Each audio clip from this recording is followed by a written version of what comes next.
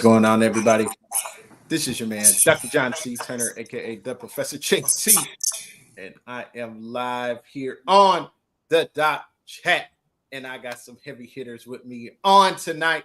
We are talking about a very, very important topic on tonight, and that is what is happening with Black people in K-12 education. And I have made sure I did not hold back anything when I came with these two that's coming on tonight. So without further ado, I'm going to introduce our guests and let them introduce themselves. Dr. Elise David, Dr. Chuck Herring. I appreciate them. Hey, if you are checking us out on the Doc Chat, let us know where you got your doctorate from. Let us know what you got your doctorate degree in, what your dissertation topic was, and have great questions, have great things to ask these great doctors. We want to hear from you tonight. We are live on the Doc Chat, and we are glad to be here. So, of course, we are ladies first, respectable show. Look, they already show love. We appreciate you. We appreciate the love coming in.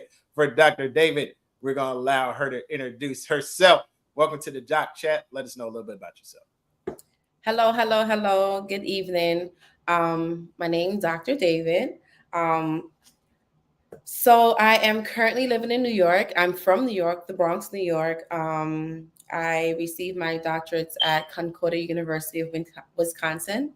My dissertation topic focused on urban high school teachers and relationship they have with their students and how it correlates to the high school graduation rates.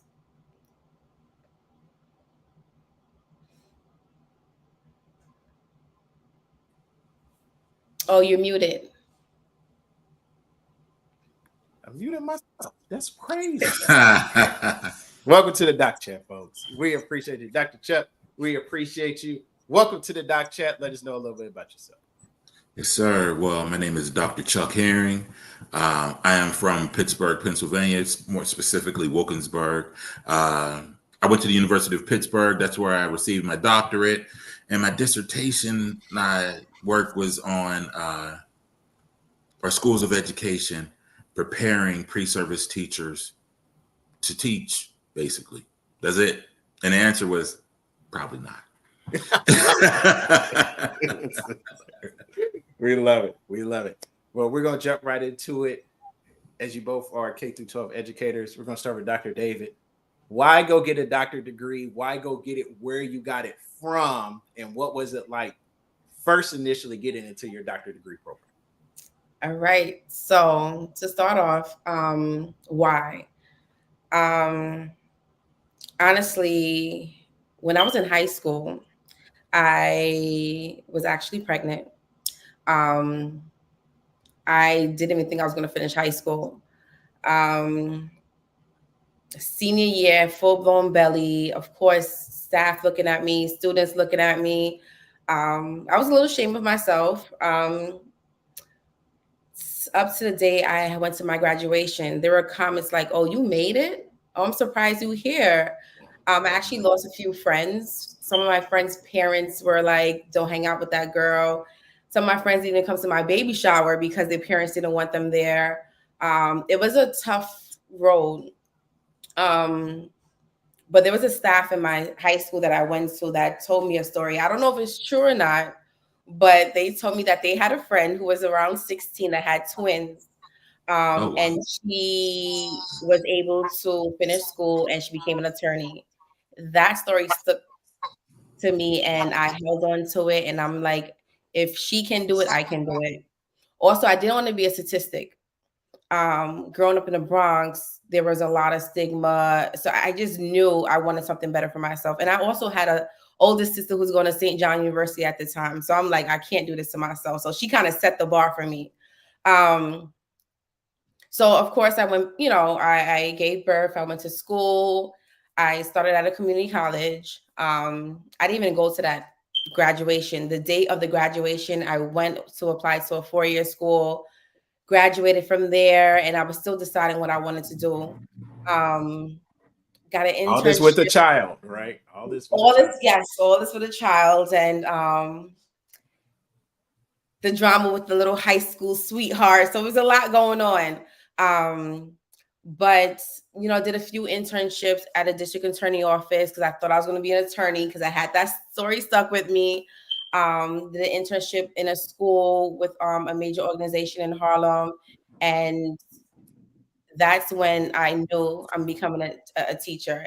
And honestly, at this time, I was like, well, if I have the summer off, I could spend time with the baby. So it kind of worked out. I continued to receive, I went back to school, got my first master's, and then started teaching, a lead teacher. And I was like, okay, I got this. My boss at the time saw a lot of potential in me, went back to schools for the leadership, and then continues to work. And then I wanted more for myself. So I have this thing where I want more. Like and I'm not saying this because I am where I am right now, but I feel like I'm goal driven. Like I can't sit still. And I think that's one thing I love about myself. Like I want more for myself. So the next thing was it had to be a doctorate. I said I have to go for it. And also my son at the time is like, I want him to see something better. I have a bunch of nieces and nephews. This is something that needed in my family. So I went for it. And it was around COVID time. So I was like looking, searching. I did a lot of research to see what was best for me because I also had another baby at the time. It was COVID, newborn, pushing my oldest to get into high school.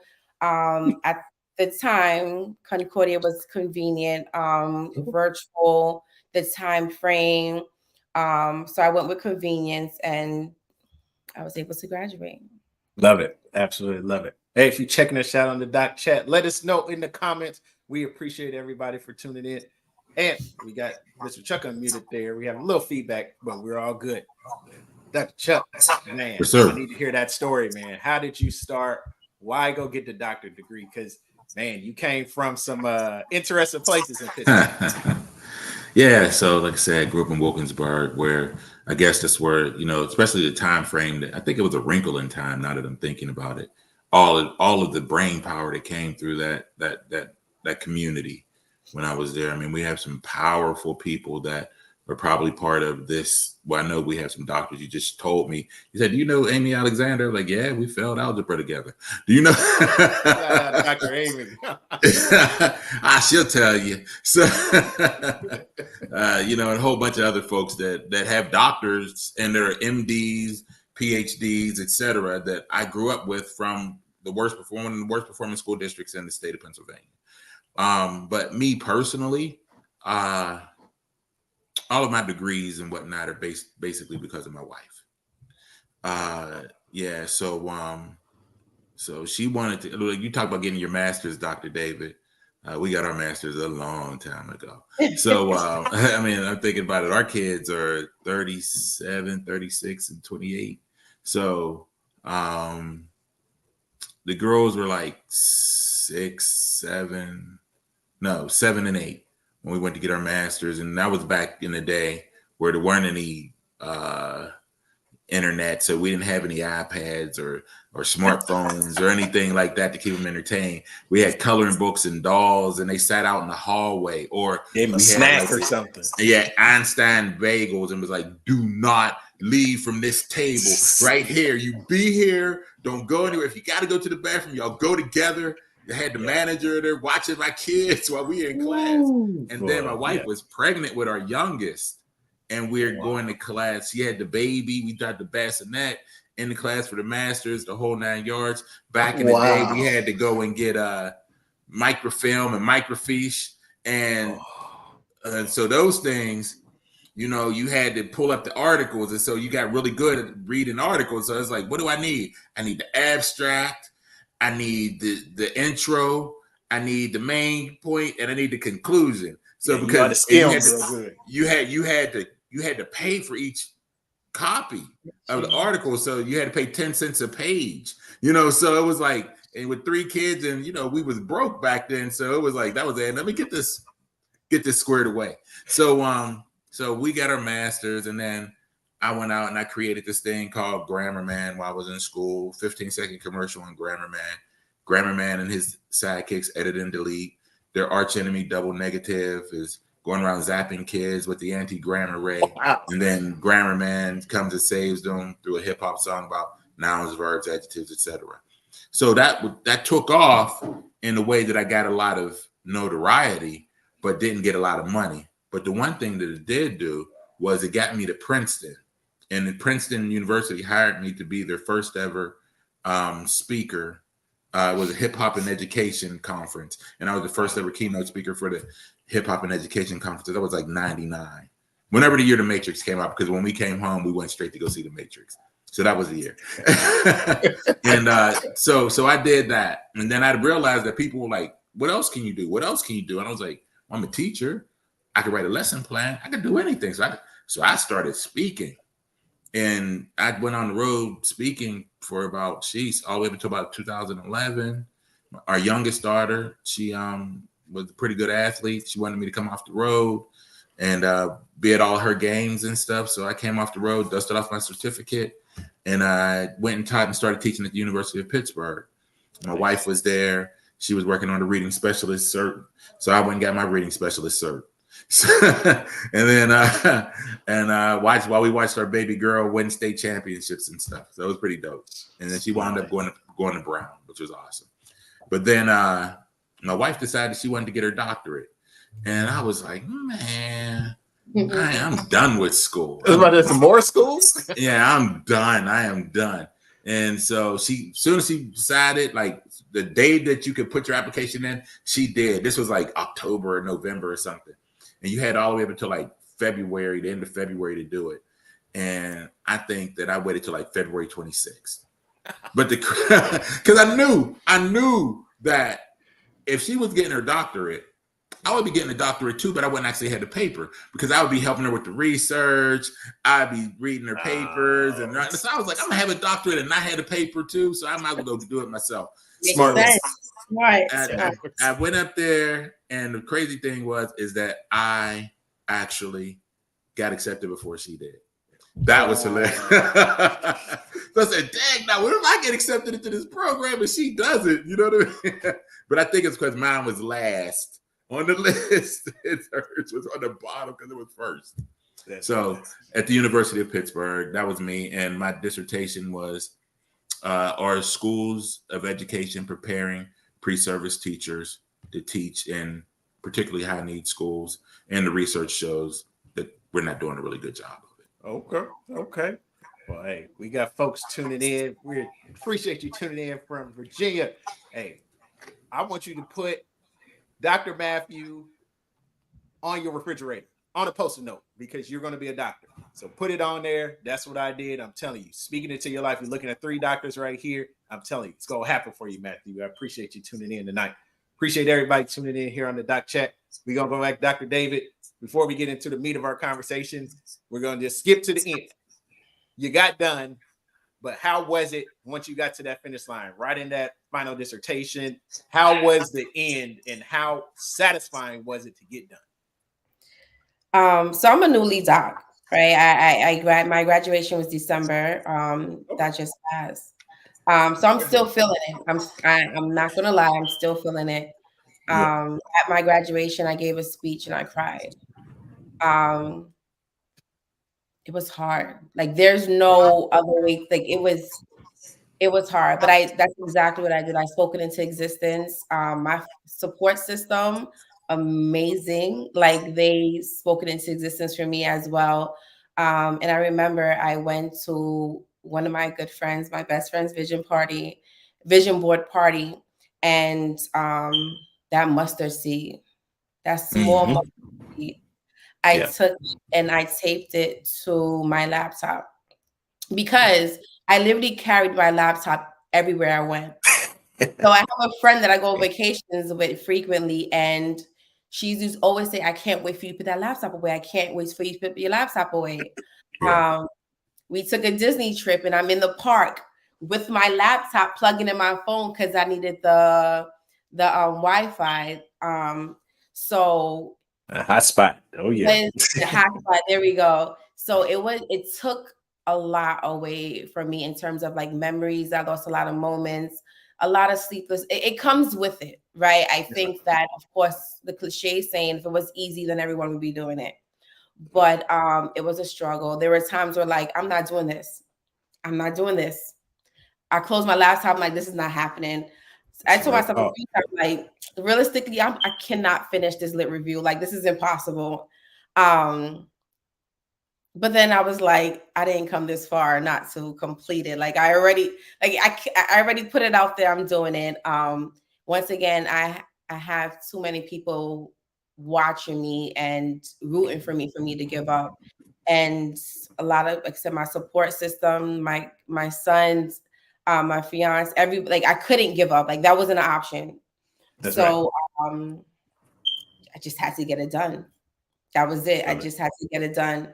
Like I said, the day of my graduation, I gave a speech and I cried because I was still in disbelief. Like, no, took the flight all the way to, I'm like, still wasn't hitting me until I stood on that stage and gave the speech. And I'm like, wow, like my family's watching me. Like, this is really happening. And like I said, I'm still in disbelief. And I'm still in that phase. Like, do I introduce myself as doctor? Like, I go to my kids' school and I'm like, should I say I'm doctor?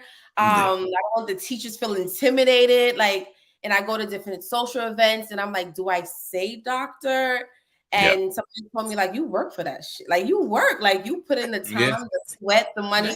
You doctor every day, all day. So, yeah, I'm love it, David.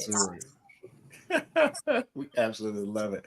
And I'm telling you, VA, we appreciate you, Dr. Whitty, for tuning in. VA is here, and we appreciate it. And we appreciate, hey, another future doctor. Put that stuff on your refrigerator. Put Dr. Tamika Abayu. Put it on there. And I'm telling you, it's going to be amazing. It's going to feel amazing when you get done.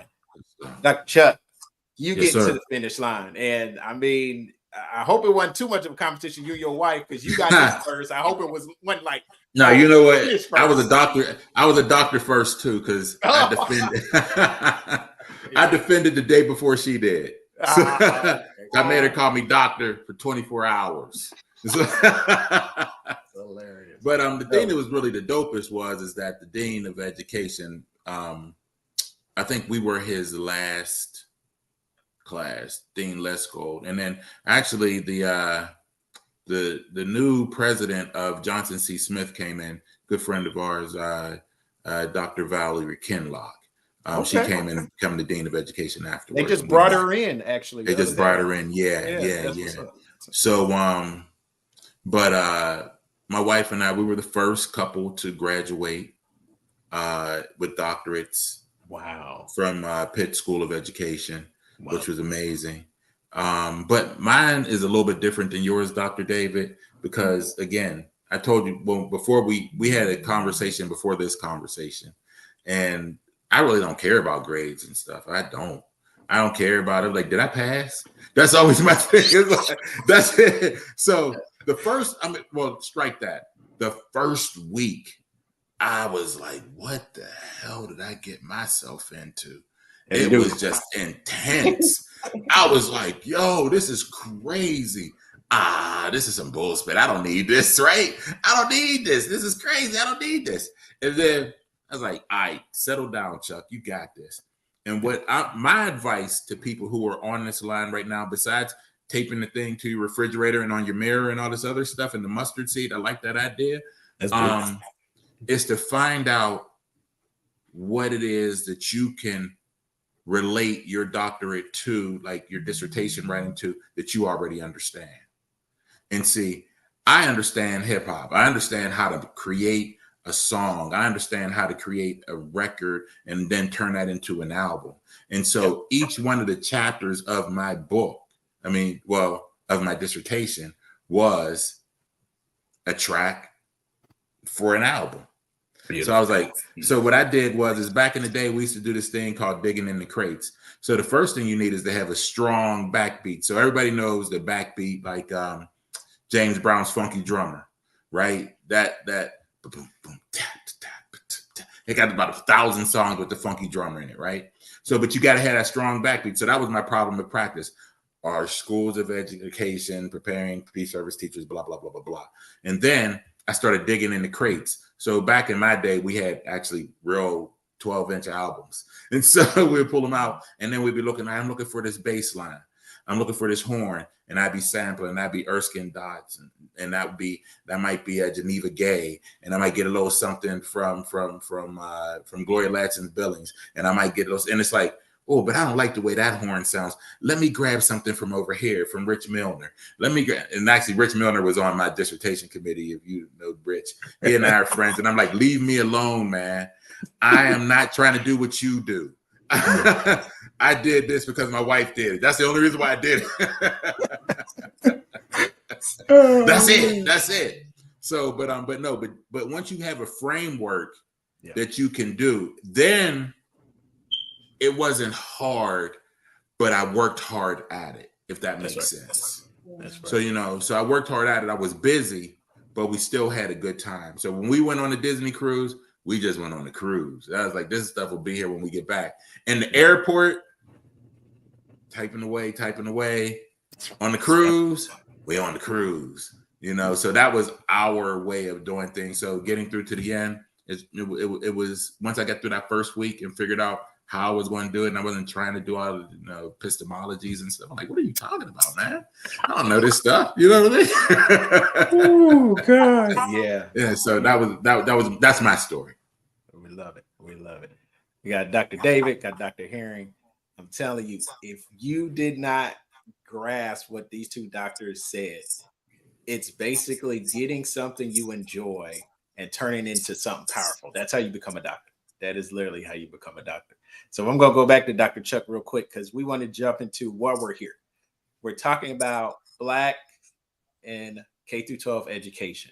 Just give me the real on what is the status right now of where we are and what is happening, whether it's teachers, whether it's the students. What are you seeing being a K-12 educator? Well, again, the story is going through education as a K-12 student. Number one, it's very similar being Black. I'm a 70s and 80s kid. So like my niece and nephews say, yeah, you were born back in the 1900s. I'm like, yeah, I guess I was. They make it sound like it was like it was like 1903. I'm like, no, it wasn't 1903, but it was a long time ago. So at least to them. Oh, and that's something that I'm gonna circle back around to that. But so you asked the question about what's going on. So if you don't have mirrors, like fortunately for me, and I think that's the reason why Wilkinsburg, where I grew up, was such a great place, and where we have so many people, even though we didn't really get school, but we got game, I guess. Mm-hmm. And it's because we had a lot of Black teachers. Like it was a preponderance of Black teachers as opposed to everywhere else. And so, like, for example, first grade I had a Black teacher. Second grade I had a Black teacher. Fourth grade I had a Black teacher. Sixth grade, we were still in elementary school, I had a Black teacher. I had a Black English teacher in seventh grade, a Black social studies teacher in eighth grade. I had a Black principal in high school. I had a Black basketball coach. I had a Black football coach. So I had all this stuff, right? And what I was able to see was excellence, but also was able to see mediocrity. And so, because a lot of times when these Black kids see us, they see excellence. That's right. But you can't, and they're like, I can't reach that. And no, you can't reach it yet. But for me, I'm like, that dude's a buster. I know I could be better than him. You know what I'm saying? So I might not be able to be Mr. Tyndall or Miss Harvey, but I could be this other person that's down here. And I can be better than that. So that's why I think it's missing, because we don't have the full spectrum. We only see the excellence when if we do see any at all, because that's what we need to see. Because in our families, we see excellence and we see mediocrity. And so that's why you have that uncle or that auntie or your parent, somebody who says, you look at it and be like, that person over there is not who I want to be like. I want to be like this person. You have that in your family, you have that in the communities, but we don't have that in schools. And I think that's one of the major challenges. And then just I've done a lot of work around attracting and retaining educators of color.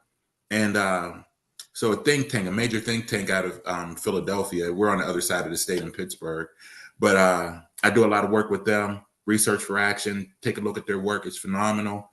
In the Commonwealth of Pennsylvania,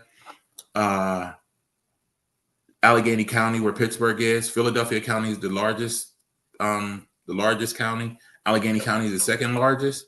We have about 36% students of color in Allegheny County, and we have 4.5% educators of color.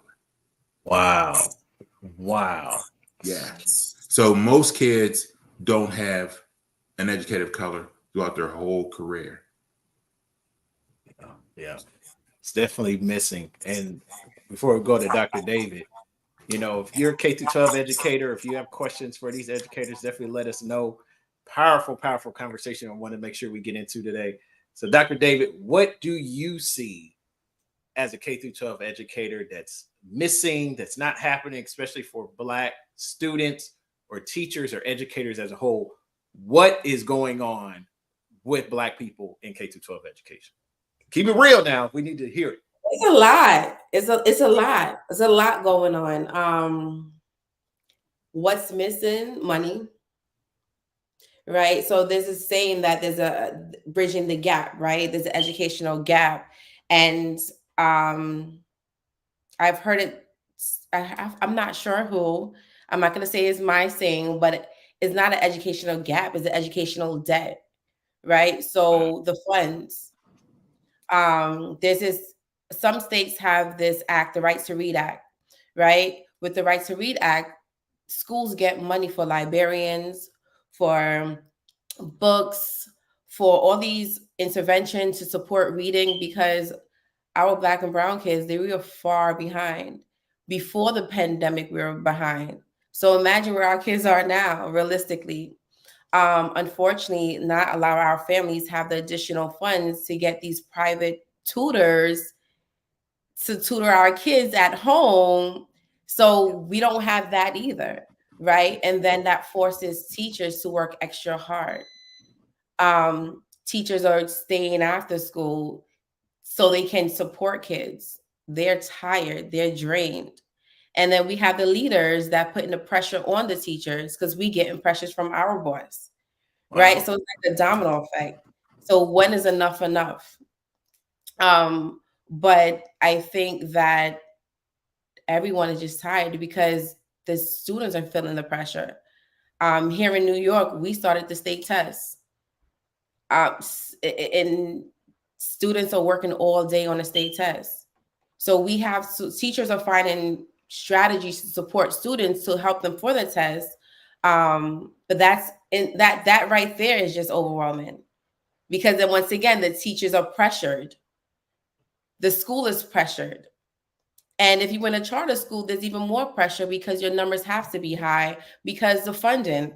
So it's like, once again, going back to the money. But I think that everyone is just tired. Everyone is tired. And then, like you mentioned, Dr. Heron, the teacher shortage, right? So the pandemic was a time where people were working from home and it became a thing, right? People are making six figures working from home. If you don't have to leave, why not? Kudos to you. But unfortunately, so many people leaving the education system, finding these jobs, which is great for them because it works for them. But what about our kids in our school? Why do we have to get teachers who, depending on type of school system you work in, like some charter schools, you don't need an education degree. Yeah, so a lot of Florida. There's no fun when teachers are begging for this. There's this website called Donor Choose where usually teachers go on and ask for donation. I'm from an urban neighborhood. My school don't have any money. It's like this saying that they have, they asking for money. We need books. We need pencils. We need Chromebooks. We need iPads. I have a special need child in my class. They need this. So people are asking for money from other people just to get the basic things in classrooms. Why is that? It's crazy. So we're tired. We're tired, but like I said, and it's just so many things. And I think, like, once again, the teacher shortage. We need teachers that care. And I'm not going to say teachers they don't care, because I think they do. But once again, they're tired because then they have to go home to their families. Yeah. Yeah. I'm telling you, we just getting started here on the Doc Chat. Got Dr. David, got Dr. Herring talking about blacks and K-12 education. We've been needing this conversation, and I'm glad they're here to have it. We're going to go back to Dr. Chuck. Tell me what's going on, man. What's your thoughts? Well, I hear you, Dr. David. I really wholeheartedly understand. So one of the things that I wanted to start, and we actually helped start here in Pittsburgh, and our goal was to move it nationwide, is something we call Teaching is My Favorite Color. And it's a co-ed fraternity for educators of color. Mm-hmm. And so we actually, there's 3, and it's funny how ironic. There's 2, it started with 2 highly resourced school districts in our region, predominantly white, highly resourced school districts. I thought of it, and I started out in my hometown, and then I got out, then I went to the university, and then they recruited me up to this the school where I am. I've been there for like 10 years now. And it's a highly resourced, well, it's weird because we act like a highly resourced school district because a lot of wealthy people live there, but we don't have a lot of businesses there. So, and everything is based off of tax dollars. So even if you pay a lot of property tax, the school doesn't really get all that money. So you got to have businesses to be able to, but we are, because we're, you know, I tell everybody, I said, our school was like that black mother who can make $1 out of 15 cents. So you come up on our campus and it's beautiful, and we are an embarrassment of riches and resources, but our business office, they make magic happen. And so we get a lot of cool things. And so thinking about teaching is my favorite color, there was 2 schools there and then my school, and I was thinking about this on my own, and I heard that they were doing something with this organization called Digital Promise, which is out of the DC area. It's a national foundation that does all kind of just like amazing things in K-12 education. And so they were working with them. I was like, well, I had this idea here. Why don't we get with them too? And I was working with something that I created called Otis, Operation Teacher of Color Irrigation System, because everybody says they can't find black teachers. And I was like, what do you mean you can't find black teachers? We can't find them. Now in Pennsylvania, we used to have 16 to 20,000 certified teachers per year graduating. And now we're down to 5,000 per year. Wow. So it was like, so we can't find any in Pennsylvania, but you know where we can find them? HBCUs. So I went and I formed a partnership with Howard University. Dr. January Vance, she's down there doing amazing work. And she listened to my crazy idea of bringing some pre-service teachers to Pittsburgh, because again, everybody thought that Pittsburgh was all smokestacks and steel mills. and not knowing that we are eds, meds, and tech education, because we have 2 top 20 universities, plus a whole gang of other universities. We have the University of Pittsburgh, Carnegie Mellon University. We have all these we have 2 major health systems, top 20 health systems in the country, UPMC and Allegheny Health Network. And then we have all the technical stuff from Google to Robotics Row. So all this stuff is happening in Pittsburgh. So I brought these kids up here from Howard with Dr. January Vance, my sister, and they had an opportunity to see this could be a place where I can come and be and work, because I want this is something that really challenges me. And I'm sorry I'm not making enough space for you, Dr. David. I apologize. But let me just share this. One of the big things that we have, because I've been in this game for a long time, is that black teachers leave the profession too at a high rate. Like early, within the first couple of years, we out. You know what I mean? And so, and the reason why, Exactly. That's it, right? And so what I wanted the kids to be able to do was, I said, I want our kids to get the same situations that a lot of these other people get, where they could come into a school and learn how to teach. You have to learn how to teach. If you know how to teach, then you go, if you want to go back into our communities, teaching is not the challenge anymore because you already know how to teach.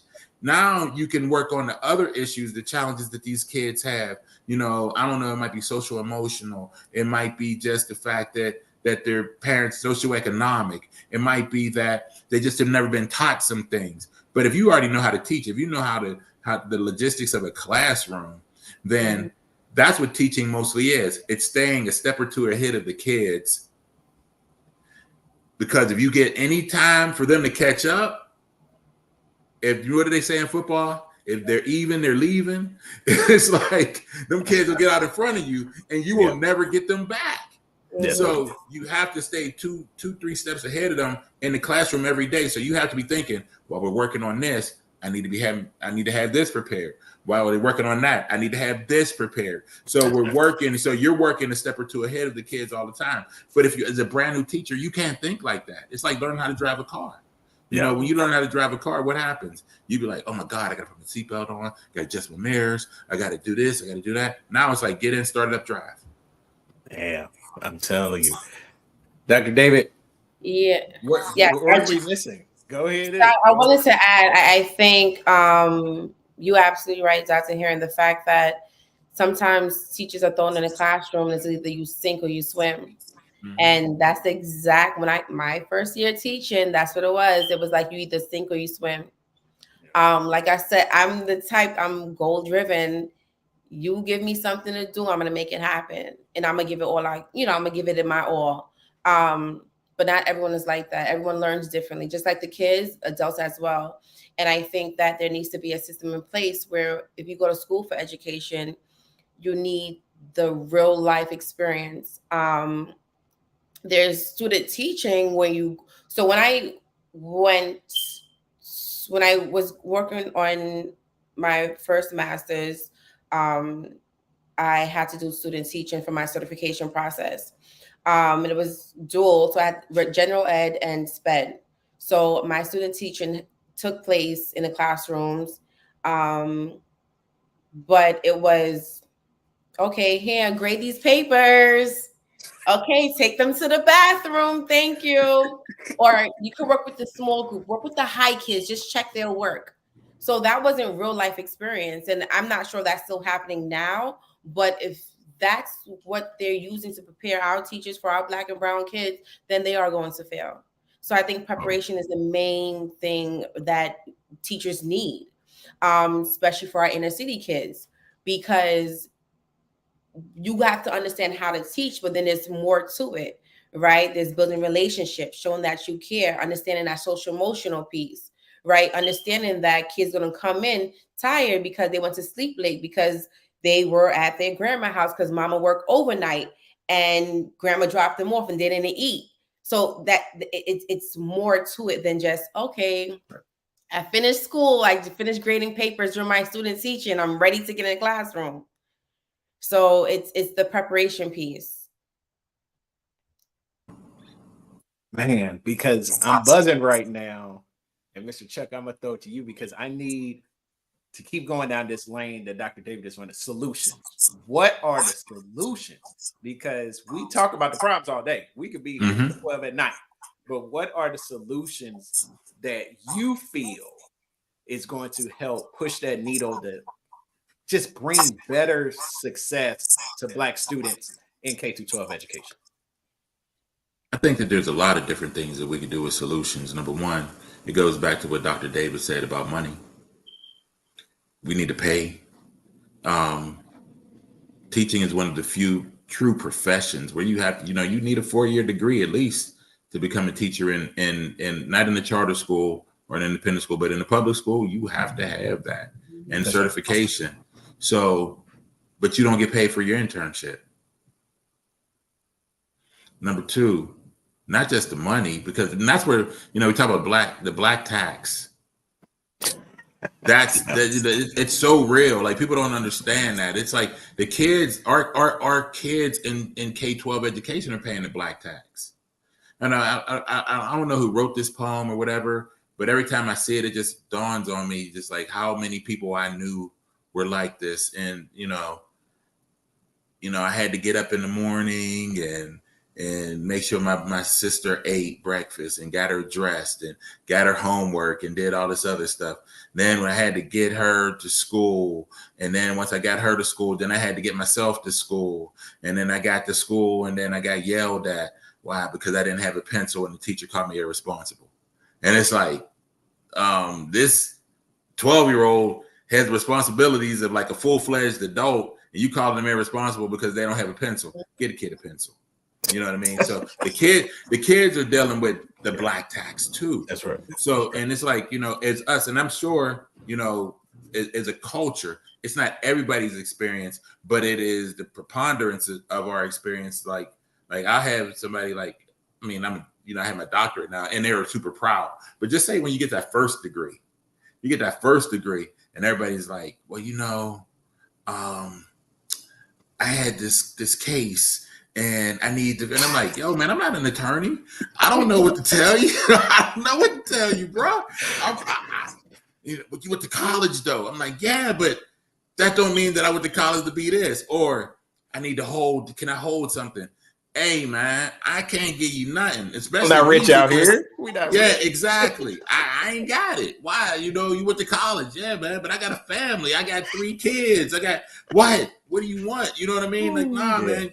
And it's like people who grew up in the same situation that you grew up in, right? That's right. And so, and that's another pressure that a lot of us have to carry. And I'm not saying other people don't, but I know because I live in this skin that a lot of us have to carry that pressure because I see it all the time.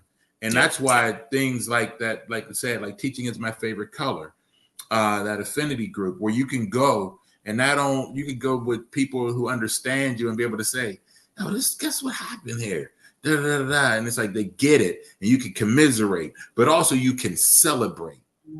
Right. And so we need to have these things where we can go, or we can say, hey, this opportunity is here. And actually, since we're on this space, we're looking for an assistant principal. And if you look, like at the high school, if you need somebody, I need somebody who looks like you to be here with me to make this stuff happen. So if you know somebody in the greater Pittsburgh area who's in education, who's looking to jump into administration or is already an administrator and trying to make a leap up to, my district was the district of the decade. And I would say because I've been there for 10 years, but, no, it's a great district to be in, to really go ahead and learn a lot of cool stuff. And, we're looking for people. So again, I'm throwing it out there. We love that. Dr. David, did I give you a solution? No, I don't know if I gave you a solution. You gave Teaching is my favorite color. Teaching is my favorite color. We love it. What solutions do you have just kind of to add on to the money piece? So I saw one of the comments where someone said that parents need to start reading to their kids. And I 100% agree. But what about those parents who are unable to read to their kids? Wow. They work 2 jobs, right? Or can they read themselves? There we go, right? There's times where kids come to school, their homework is incorrect because their parents don't understand it. And they have this thing about this new math. The math is not really, I'm a math person. The math is not really new. It's just look a little bit different, but the numbers don't change. But I don't tell parents that because I'm not there for that, right? But sometimes parents don't or they can't. But once again, we want the parents involved. It'd be great if the parents are involved, but in the perfect world, they will be involved, but realistically it's not happening. Once again, I'm gonna go back to the school, like funding, right? So there's some schools have these intervention specialists, learning specialists, tutors. Why can't we just bring them in the schools? And then be realistic, right? So I was an intervention specialist before. I was fortunate to only work with 1 grade level. There's some schools where they have intervention or tutors work with K-8 span. That's right. Realistically, how effective is that? Right? But if the school have the funds to support it, then it can be realistic where you can have one person tutoring, supporting teachers and pulling students to making sure that they bridge that gap, to make sure kids are caught up to where they need to be. Too many of our kids are falling behind. Too many of our kids are far behind. So our schools need help. I'm gonna go at Mr. Chuck because the work you're doing on LinkedIn is powerful. With Shout SF, tell me about it. Tell me even about the conference you just did. What are you doing in the community and in the schools that's making a difference? Because man, I'm proud of you, brother. I'm proud of the Oh, thank you. So Shout SF, that's the school district. SF is South Fayette. But Shout is actually a something that was started back in 2019 by myself and two high school seniors, and it stands for Social Handprints Overcoming Unjust Treatment. And basically, we have this philosophy that I in teaching, what do we say? There's no new ideas, and we have an R&D department. It's not research and development, it's rob and duplicate. So I just went and robbed and duplicated from the environmental movement. I was at a talk, and typically when I go spaces, I'm the only person that looks like me or us there. And so I'm in these spaces, and the environmentalist was talking, and he was saying about footprints. And he was saying that his, environmental footprints, carbon footprints, water footprints, poverty footprints, all these footprints. And I was like, dang. And he's like, but he said something, and he said that a footprint, and he defined it. A footprint is an intentional or unintentional act that causes harm to someone or something. I was like, well, we'll get that. That makes sense. It's a footprint. But then he said, we can offset them with a handprint. And a handprint is an intentional act to overcome or offset that footprint. And I was like, yo, that's amazing. And so I said, instantly, I started thinking of, are you talking about environmental justice? I was like, what about social justice? And so we were in the space.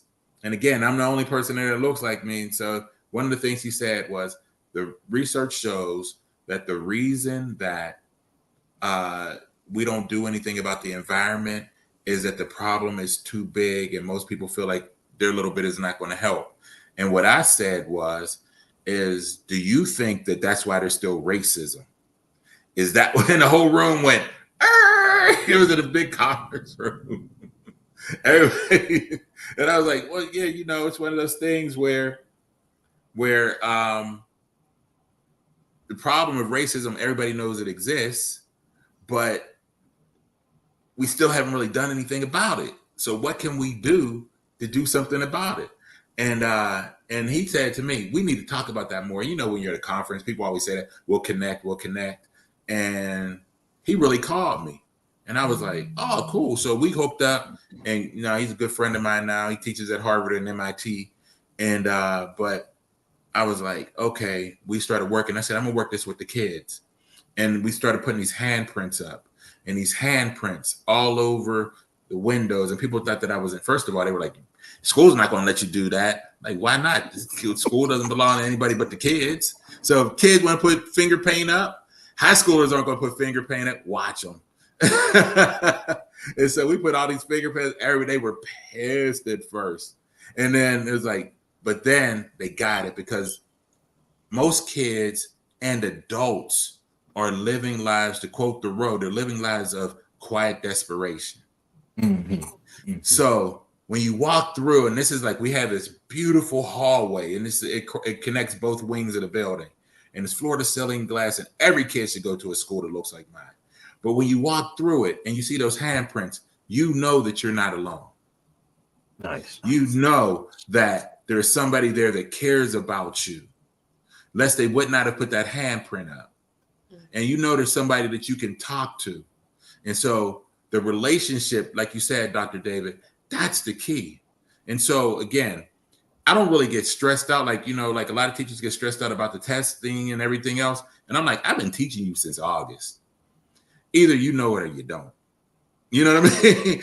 But I'm going to teach you how to think, because one of the things, particularly with all children in particular, I mean, in general, with Black kids in particular, we talk about, we want them to be critical thinkers. We have to teach our kids to become critical questioners. And I think that was my gift. Even though I was a terrible student, I was very intelligent because I was always questioning. And I was like, and my grandmother said something about me asking questions. And somebody said, don't tell that boy not to ask no questions. It's like, because she said, the more you ask questions about a lie, the faster you find out it's a lie. And the more you ask questions about the truth, the more truth you're going to find. That's why when people are lying, I hate when you ask questions. That's my grandma who told me that. So it's like, so we have to teach our kids to become critical questioners. So the Shout is, they say it's a social justice group, but it really is a leadership group where we mold, mentor, develop, and train student leaders. Check this out. This is what's incredible. So yesterday we had the best uncommon conference ever. You go on my LinkedIn page, you can see a little film of it. It's incredible. But we have students who have written bills and got them into state senators' hands. And we actually have a bill that's in the state Senate and the state House. And the state is a Senate Bill 885 and it's House Bill 1549. And it's for students to have mental health days. That comes from my school. Nice. How crazy is that? But I told him, I said, y'all got power. We got one of the most conservative members of the United States Senate wrote us a commendation about our work on equity, inclusion, and belonging, because the kids went to him. I said, listen, it's not about me, it's about y'all. Y'all were the leaders. I'm the one who's just here to let you drive the bus. You're going to crash. Everybody who first drives, you're going to run into something. Yeah. Because that's what we do. But don't worry about it. I'm not going to take you from the wheel. The only time I want to take the wheel from you is when you try to kill us. So if you're about to make a left turn on the right-hand mountain, I'm taking the wheel. But other than that, y'all got it. So Shout is incredible. And the event that we had yesterday, we had all the cultures represented. I think the most powerful thing that we did there was have the Religions of the World panel. And we had faith leaders from Christianity, Catholicism, Islam, Judaism, Hinduism, and Sufism, and Sikhism. So we had all these faiths come together, and we found out that we're way more similar than we are different. Absolutely powerful. And the work you're doing, Dr. David, tell us about some of the things that you're doing, some of the things you're up to. Well, currently, I live in Mount Vernon, so I am part of Mount Vernon Youth Professionals. Mount Vernon is known as a hidden gem, so we are in the process of putting Mount Vernon back on the map. There's a lot of amazing things going on in Mount Vernon, so we are doing a lot of community work. So we are helping out the community in terms of like the soup kitchen, different schools, different programs, and a lot of networking. A lot of our members own businesses, so basically putting their business out there so they can grow their business.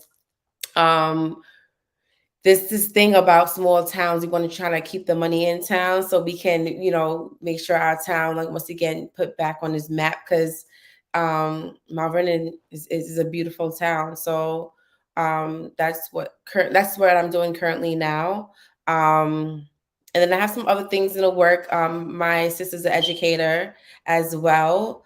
So we have some things in the work, trying to open some things up. So hopefully in the near future, I have some news to share. Yeah. Okay. Well, we can't wait to hear it. So as you see, folks, our power, you see how fast it goes by. Dr. Chuck, we got Dr. Elise. So Dr. Elise, tell folks where they can find you at. Thank you for the amazing, amazing words of encouragement, inspiration you dropped on the Doc Chat today.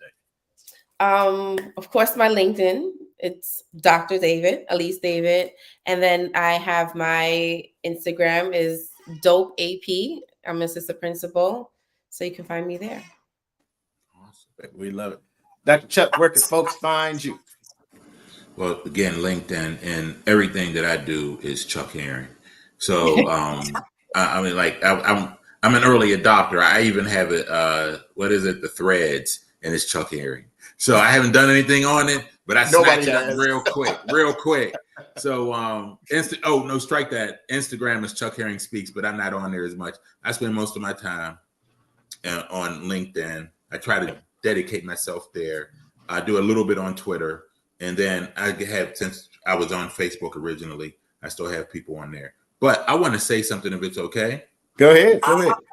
I want to say, I love what you're saying, Dr. David. All educators need to have some type of business. We are built to run businesses. Your classroom is a business. You understand everything from supply and demand to logistics to HR to everything. You have all the skills to be this amazing business person. My wife and I, she runs our businesses. I work in the school.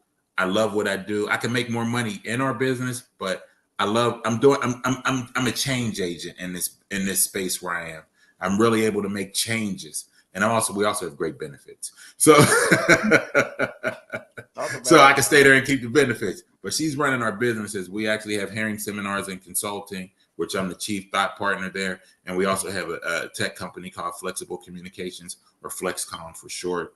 And it's all about helping people to be able to become impactful communicators. Love it. We love it. Nice. I'm telling you, the love is here. Look at that. Oh, the love for Dr. David. We appreciate you, Dr. David, for jumping on. We appreciate you, Dr. Chuck, for jumping on. And I'm telling you, folks, they are exactly right when it comes to the business. That's what the Doc Chat is. And all I want to make sure I'm doing on the Doc Chat is creating space for great doctors to share their voice. And so we definitely want to make sure people remember us on tomorrow night. We are in Philadelphia, Pennsylvania for the AERA conference. We are holding our third The Doc Chat dinner. I'm telling you, it is going to be incredible at 13 Restaurant. This is the largest educational research conference in the nation. My guy, Dr. Tim Hurd, future Dr. Tim Hurd, he's working on his Dr. UCLA. He will be there. I got the Doc Chat guest, Dr. Jonathan Harrell, and then one of the authors of the Dr. Talker of my great book, Dr. Zakia Gates. She'll be there. They are my co-hosts. We are excited about this opportunity. I want y'all there. It's going to be incredible. I'm telling you right now, I'm going to be him with the brim. I'm going to be up in there. I'm telling you right now, if you see me, holla at me. Oh, make sure I got y'all. Hold on, Mr. Chuck. Go ahead. But real quick, you're going to be at AERA. That's right. You got to go see Dr. Rich Milner. Oh, okay. Okay. Rich Milner, he's the president. That's my guy. He's that dude. Make sure you go see him. He's and tell him you ran into me. You didn't run into me. You actually brought me onto your program. That's it. Brought into my program. But Rich is a great dude, and he's an alpha man. I see you at KSI. We can't all be perfect, but again, all Greek love. It's all Greek love. Yes, sir. Yes, sir. I definitely hope we run into them. Hey, if they can get to the dinner, we'd love to see them at the dinner. I'm telling you, because the thing we started to realize is we're paying all this money to go to these conferences. Mind you, this is the largest educational research conference in the world. 30,000 people supposed to be there. And you will do exactly that. You will go to these spaces and won't see nobody because you can't catch up with everybody. But let's create a space. And so that's what I'm doing. So excited about it. Being an educator, this is my first time going as a doctor, and I'm going as my business. I'm not even representing anybody else but myself and my business, and I'm excited about it, and it's going to be an amazing time. And I'm telling you, New York, we're trying to get to New York. We're trying to get up there. Hey, Dr. Chuck, you want us to come to Pittsburgh? Let us know, because I'm telling you, I'm loving bringing doctors together, allowing them to share their voice. That's what they do on the Doc Chat, and I'm excited about it. So, hey, we're gonna make sure we give last words. So, Dr. Chuck, last words before we head off for this evening. I just want to say I'm super honored and excited to be here. I'm proud of the work that you're doing, brother. You are killing it. And I appreciate the fact that when I reached out to you, you got right back and you gave me some salient advice that I've taken, and it's actually been growing my presence on LinkedIn like tremendously. And I just, from the bottom of my heart, I want to say thank you. And so anytime you need something from me, don't ever hesitate to reach out. Indeed. We give God the glory for sure. I'm telling you, it's just been exciting to help so many Black doctors, no matter their academic background, no matter what school, letting them know they are important. Dr. David, any last words? I think you're on mute as well. Make sure we get you off there. Anything you want to share to the people? We appreciate you being on the show. First, thank you for having me. It was a great chat. I think it was amazing. And the work that both of you guys are doing are amazing. Last words to the viewers. I guess our up and coming doctors, just keep going, keep pushing. You got this, and it will happen. It will happen. That's it. Hey, I appreciate that. And I told Dr. Chuck, I was like, you got to get that. You got to get that audience big, man. You got to get them big. And so he kicked back and he was like, oh, yeah, I'm adding, and I got some good addings that have happened. And I'm proud of you for that. And I'm happy to say that I just hit 30,000 followers on last night. And I'm telling you, grow your audience, connect with people that are doing the work that you're doing, start posting. Because I'm telling you, LinkedIn is where it's at. Now LinkedIn has over 1 billion people. I'm telling you right now, if you don't want to deal with the foolishness of TikTok or Instagram, people trying to holler at you, trying to talk to you, but you want to get with the business professionals, you need to get on LinkedIn. I'm telling you, people are doing great work there, and it is powerful, and it's been amazing. So until next time, I appreciate everybody checking us out on the Doc Chat. On behalf of Dr. Chuck Herring, on behalf of Dr. Elise David, I'm your man, Dr. John C. Turner, aka the Professor JT. I appreciate y'all so much. Appreciate all the viewers on tonight. And until next time, we say peace out.